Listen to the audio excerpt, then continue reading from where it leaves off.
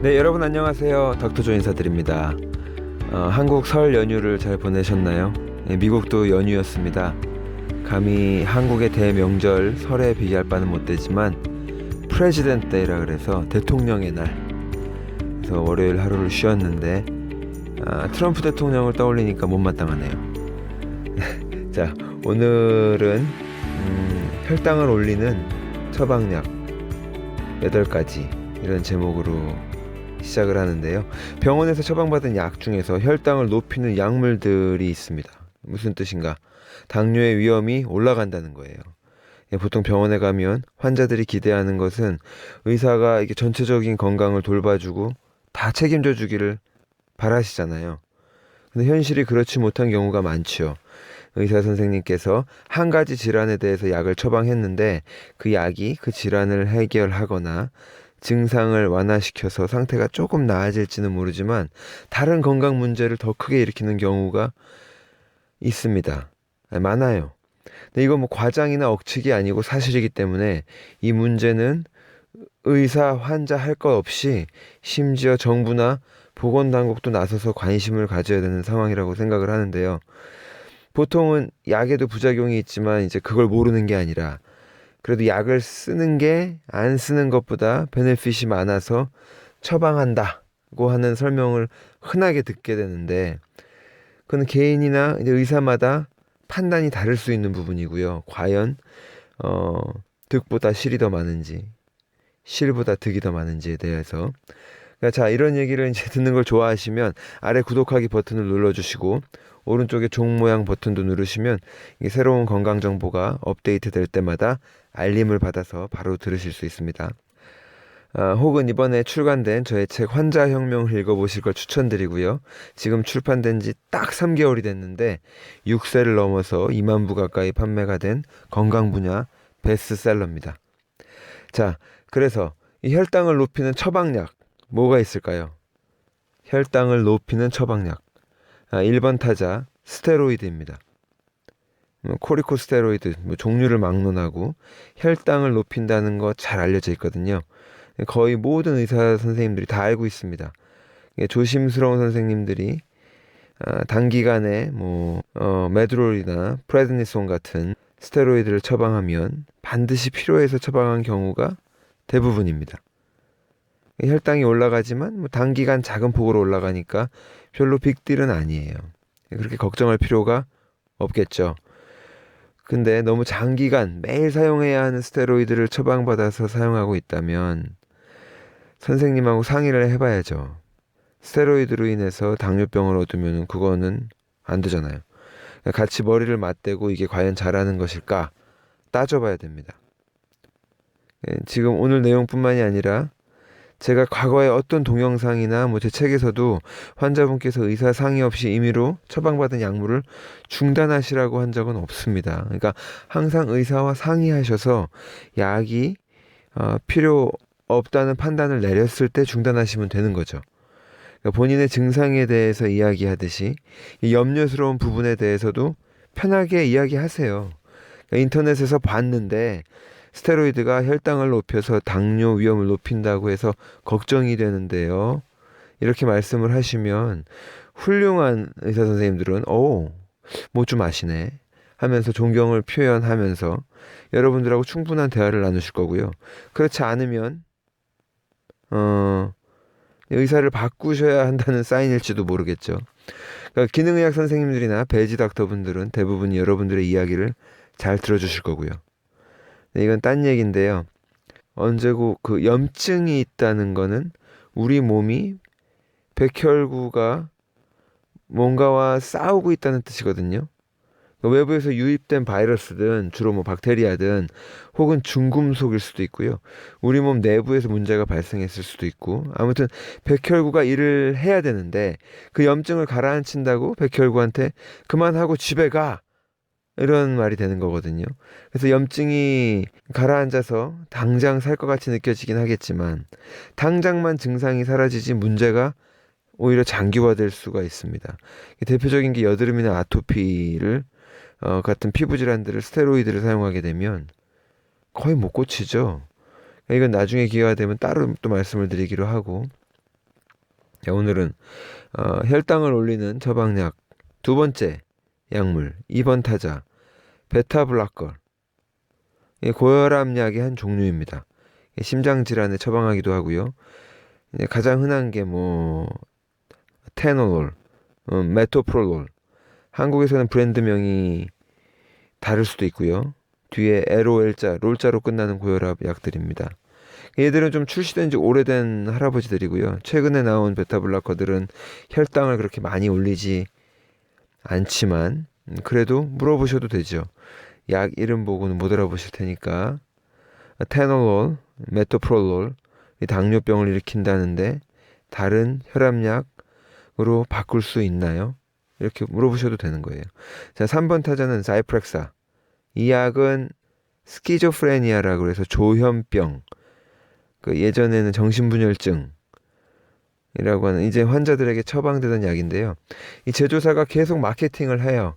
그래서 이 약을 이제 우울증이나 기분이 다운되었을 때도 사용할 수 있다고 마케팅을 하고, 최근에는 실제로 의사들의 처방도 크게 늘어났습니다. 정신과에서만 처방하는 것도 아니고 미국에서 일단 그렇습니다. 이 약이 가장 잘 알려진 부작용은 살찌는 거고요. 그다음에 혈당을 높이는 것도 확실하게 알려진 부작용인데 의사 선생님들이 너무 바빠서 캐치를 못하는 경우도 있죠. 그러니까 우울증을 조금 개선하기 위해서 당뇨병을 얻는다. 이게 좋은 트레이드오프가 아니죠. 트레이드오프, 경제학 단어네요. 제가 USC 경영학과를 졸업했기 때문에 아시는 분들만 웃을 수 있는 조크죠. 자, 4번 타자. 보통 4번 타자는 강력하죠. 모든 주자들을 홈으로 불러들일 수 있는 홈런 타자. 바로 스태틴 약물입니다. 콜레스테롤 저하제. 고지혈증 진단받아서 약 처방받아서 드시는 분들. 리피토, 소콜, 프라바스타틴, 프라비콜. 스타틴 계열 약물이 되게 많은데요. 전부 다 혈당을 높입니다. 이게 밝혀진 지 한 10년도 훨씬 더 됐어요. 의사 선생님이 아니라고 그러시면 논문 좀 읽어보셔야 되고 그냥 이 동영상을 들려드리세요. 주변에 콜레스테롤 약 드시는 분들이 얼마나 많아요. 알려드리시고요. 콜레스테롤 약물은 다른 문제도 워낙 많이 일으켜서 이게 트레이드오프가 너무 심합니다. 얻는 것보다 잃는 게 더 많을 수도 있는데 이 약을 복용을 해서 득을 보는 사람의 숫자에 비해서 부작용을 문제를 일으키는 확률이 훨씬 높다는 거예요. 콜레스테롤 저하제 스타틴 약물을 복용하는 목적이 뇌졸중이나 심장마비 예방 때문이라면 별 도움을 못 받을 확률이 높습니다. 콜레스테롤에 대해서는 여러 차례 말씀드렸기 때문에 제 다른 유튜브 동영상 찾아보시면 될 것 같아요. 그냥 스타틴 드시는 약물을 복용하고 계시는 환자분들은 의사 선생님하고 상의하시고 의사 선생님께서 몹시 언짢아 하신다, 짜증낸다, 그러면 어떻게 하셔야 되는지 잘 아시죠? 예. 좋은 선생님들 많습니다. 특히 기능의학 진영에. 하지만 제가 바라는 건요, 선생님이 오픈마인드로 디스커션을 환자랑 같이 해주시고 환자랑 선생님이 좋은 결론을 함께 내리는 게 가장 아름답겠죠. 그죠? 자, 5번째 5번 타자는요, 피노바비탈이라고 하는 간질약입니다. 먹으면 졸려요.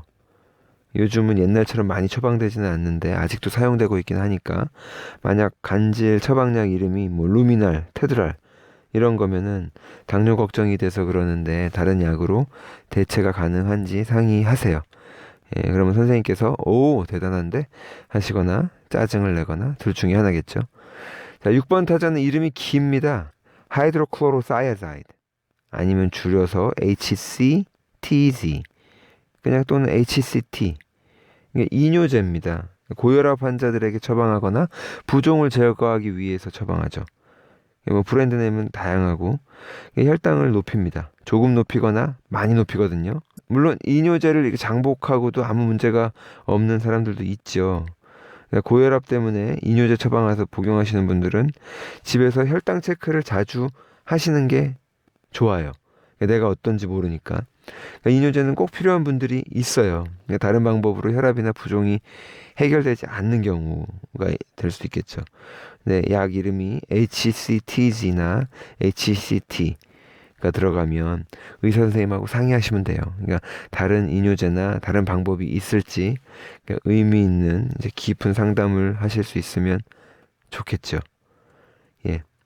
그 7번 타자는 디컨제스턴트라 그래가지고 수다페드나 뭐 뮤시넥스 같은 미국 상품 이름인데 한국에도 있을 것 같기도 한데 목감기 걸렸을 때 아니면 코가 막히거나 가래가 심하면 그 증상 완화하기 위해서 먹는 약들 있잖아요. 혈당을 높입니다. 감기 걸려서 뭐 이틀 정도 먹어도 되겠죠. 별 문제가 되지 않겠지만 근데 혈당이 조절이 안 되는 당뇨 환자들이 복용을 하면 위험한 수준으로까지 혈당이 오를 수 있습니다. 하지만 당뇨가 아니거나 조절이 잘 되는 당뇨라면 감기 걸려서 뭐 힘들 때 2, 3일 정도 먹어도 별 문제 없다고 보고요. 그래도 당뇨 환자거나 내가 당뇨 전 단계라고 이렇게 조심하라는 소리를 들었으면 가정에서 혈당 체크를 해가면서 주의해서 나쁠 게 없겠죠. 예. 그리고 마지막입니다. 여성분들께 해당하는 건데요. 에스트로겐, 여성 호르몬. 여성 호르몬 치료하시는 분들 많으시죠. 이게 갱년기 증상 때문에 아니면 혹은 피임약으로 뭐 그게 에스트로겐 호르몬제라고 하는데 가짜 에스트로겐이죠. 진짜 에스트로겐은 알약으로 먹을 수가 없어요. 간에서 바로 다 분해해 버리니까. 아무튼 가짜 에스트로겐이 의심의 여지 없이 혈당을 높일 수 있습니다. 어떤 여성분들에게서는 혈당을 조금 높이고요. 어떤 분들은 많이 높여요. 갱년기면은 안 그래도 대사가 떨어지는 시기인데 그때 증상 완화를 한다고 호르몬 치료를 받으면 이형 당뇨 위험이 아주 높아지죠. 당뇨병이 한 번 진행되면 치료가 쉽지 않습니다. 보통 일이 아닌 거예요. 차라리 바이오 아이덴티커, 생동일성 호르몬 치료가 조금 낫다고 생각되지만 그것도 요즘 말이 많아서 저는 잘 모르겠고요. 여러 여성분들은 입으로 먹는 알약 형태의 에스트로겐 처방받아서 사용하시는 분들은 혈당을 집에서 이제 주기적으로 체크하시면 되는 거예요. 어려운 거 아니잖아요. 혈당 측정기가 요즘 비싸지도 않고 몇만 원 안 하는 걸로 알고 있거든요. 미국에서는 2, 30불이면 구입이 가능하시고. 이렇게 8가지 8번 타자까지만 등장을 해서 야구팀이 못 만들어졌는데 안타깝네요. 한 명만 더 있었으면 되는데. 자, 주변에 해당되시는 분들 계시면 카톡으로 전송해 주세요. 오늘 말씀 나눈 증상 있는 분들이 많이 계시잖아요. 이런 약물 처방받아서 드시는 분들도 많고 이런 정보를 함께 나눠서 그분께서 당뇨 환자가 되는 걸 예방할 수 있으면 얼마나 값진 일입니까?